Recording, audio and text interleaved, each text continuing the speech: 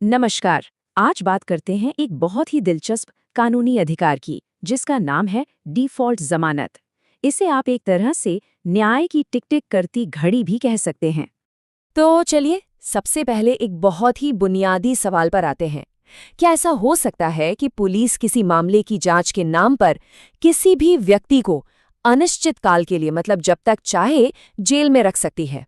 सोचिए जरा। यही वो सवाल है जिसकी वजह से डिफ़ॉल्ट जमानत का कॉन्सेप्ट सामने आता है। तो इस सवाल का जवाब छुपा है एक काउंट डाउन क्लॉक में। आप ऐसा समझिए कि कानून ने पुलिस की जांच पर एक टाइमर लगा दिया है, एक उल्टी गिनती शुरू कर दी है। और ये एक तरह का सेफ्टी कवच है, ताकि ये पक्का किया जा सके कि जांच हमेशा हमेशा के लिए ना चलती रहे। अब इस पूरी प्रक्रिया में एक बहुत ही ज़रूरी चीज़ होती है जिसे कहते हैं चार्जशीट या आरोप पत्र। असल में ये है क्या? ये पुलिस की जांच की फाइनल रिपोर्ट है। मतलब जांच पूरी होने के बाद पुलिस इसी रिपोर्ट के जरिए अदालत को बताती है कि देखिए हमें आरोपी के खिलाफ ये सबूत मिले हैं। और ठीक यहीं पर एंट्री होती है हमारे आज के टॉपिक की, डिफ़ॉल्ट ज़मानत। ये एक कानूनी अधिकार है हिरासत से बाहर आने का। और ये अधिकार कब मिलता है? ये तब मिलता है जब वो जो टाइमर की हम बात कर रहे थे ना, वो टाइमर खत्म हो जाए और पुलिस अपनी चार्जशीट फाइल ना कर पाए। अच्छा, तो अब सवाल ये उठता है कि ये जो समय सीमा है, ये है कितनी? क्या हर केस के लिए एक ही टाइम लिमिट होती है? नहीं, ऐसा नहीं है। इसे समझने के लिए हमें 60 और 90 दिन के नियम को जानना होगा।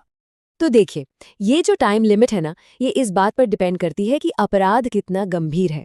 जो ज्यादा गंभीर अपराध नहीं है, उनके लिए पुलिस को 60 दिन का वक्त मिलता है। लेकिन अगर मामला बहुत सीरियस है, मतलब जिसमें सजाए मौत, उम्र कैद या फिर 10 साल से ज्यादा की सजा हो सकती है, तो ऐसे मामलों में पुलिस को 90 दिन का समय दिया जाता है। हाँ, तो मोटे तौर पे ये समझिए कि ज्यादातर मामलों में ये घड़ी 60 दिन पर सेट होती है। इसका सीधा सा मतलब है कि इन्वेस्टिगेटिंग एजेंसी के पास 2 महीने का टाइम है।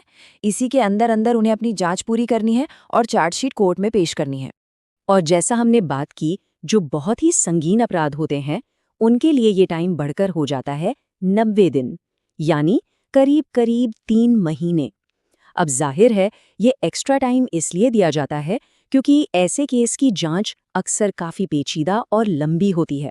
यहाँ एक बहुत ही इंटरेस्टिंग सवाल है और एक आम गलतफहमी भी। ये जो 60 या 90 दिन की गिनती है, ये शुरू कब से होती है? गिरफ्तारी के दिन से। ज्यादातर लोगों को यही लगता है, पर नहीं। असल में ये घड़ी तब से टिक टिक करना शुरू करती है जब आरोपी को पहली बार मजिस्ट्रेट के सामने पेश किया जाता है और रिमांड पर भेजा जाता है। ये एक बहुत ही क्रिटिकल पॉइंट है, याद रखने वाला। ठीक है, तो अब तक हमने टाइम लिमिट समझ ली। पर तब क्या होता है जब ये टाइम लिमिट खत्म हो जाती है? ये जो अधिकार है डिफ़ॉल्ट जमानत का, इसे क्लेम कैसे किया जाता है? आइए देखते हैं।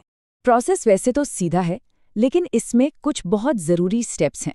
सबसे पहला, 60 या 90 दिन की टाइम लिमिट खत्म हो गई। दूसरा, उस टाइम तक चार्जशीट फाइल नहीं हुई। तीसरा, और ये सबसे ज़रूरी है, कि आरोपी को जमानत के लिए अप्लाई करना पड़ेगा। ये अधिकार ऑटोमेटिक नहीं है, मांगना पड़ता है। और चौथा स्टेप, अगर ये सारी शर्तें पूरी हो जाती हैं, तो फिर कोर्ट के पास कोई ऑप्शन नहीं है, उन्हें जमानत देनी ही होगी। और यहीं पर टाइमिंग का सारा खेल है। मान लीजिए कि टाइम लिमिट खत्म हो गई और आरोपी जमानत के लिए अर्जी लगा रहा है। लेकिन अर्जी लगाने से सिर्फ 1 मिनट पहले भी अगर पुलिस ने चार्जशीट फाइल कर दी, तो बस डिफ़ॉल्ट जमानत का अधिकार वहीं खत्म हो जाता है। ये सचमुच में एक रेस की तरह है, वक्त के खिलाफ। अब ये मत समझिएगा कि ये सिर्फ कोई मामूली कानूनी नियम है। नहीं, बिल्कुल नहीं। भारत के सुप्रीम कोर्ट ने इसे एक बहुत ऊंचा दर्जा दिया है। इसे सीधे सीधे हमारे एक मौलिक अधिकार से जोड़ा है। सुप्रीम कोर्ट ने बहुत साफ शब्दों में कहा है कि डिफ़ॉल्ट जमानत का अधिकार, ये राइट टू पर्सनल लिबर्टी यानी व्यक्तिगत स्वतंत्रता के अधिकार से निकलता है, जो हमारे संविधान का आर्टिकल 21 है। कोर्ट का मानना है कि अगर सारी शर्तें पूरी हो रही हैं और फिर भी ये जमानत नहीं दी जाती, तो ये आर्टिकल 21 का उल्लंघन हो सकता है। मतलब समझिए, इस एक बात ने डिफ़ॉल्ट जमानत को सिर्फ एक कानूनी प्रक्रिया से उठाकर एक बहुत बड़ा हथियार बना दिया है। ये स्टेट की पावर पर एक ज़रूरी चेक है, एक कंट्रोल है ताकि ये सुनिश्चित हो कि जांच के नाम पर किसी को भी हमेशा के लिए जेल में नहीं रखा जा सकता।